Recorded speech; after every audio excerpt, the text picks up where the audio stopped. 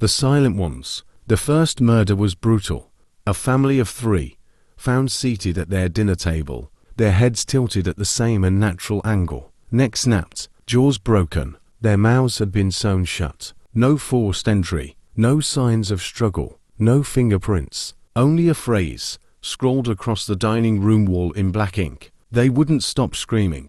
The second night, Detective Alan Grayson didn't believe in ghosts. But this case, it felt wrong. He had worked homicide for 14 years. He had seen what people could do to each other. But this wasn't normal. The second murder happened 24 hours later. A woman, found in her bedroom, her body posed as if she had died mid-scream.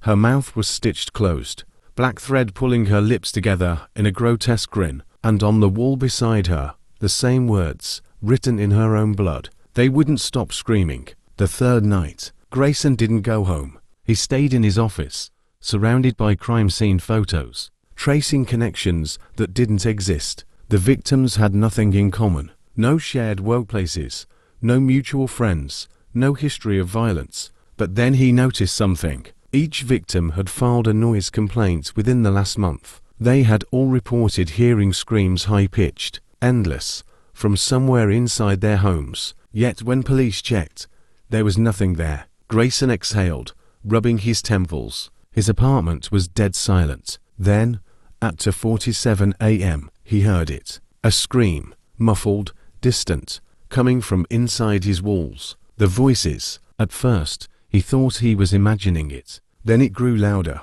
A chorus of voices pleading, shrieking, gasping for air. Grayson's skin prickled. He grabbed his gun and followed the sound to his bathroom mirror. The screaming was behind it. He hesitated, then reached out and touched the glass. It was warm. Then, the reflection shifted. A dark shape moved behind his own reflection. Something thin, pale, grinning. Then, a whisper, soft and wet in his ear. They wouldn't stop screaming. The mirror shattered. Grayson stumbled back. But the screaming didn't stop. It only grew louder. Because now, it was inside his head. The final night. They found Grayson the next morning, sitting in his apartment, eyes wide, staring at nothing.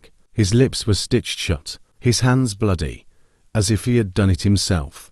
And on the wall, written in long, jagged scratches, "Now, I can finally hear them."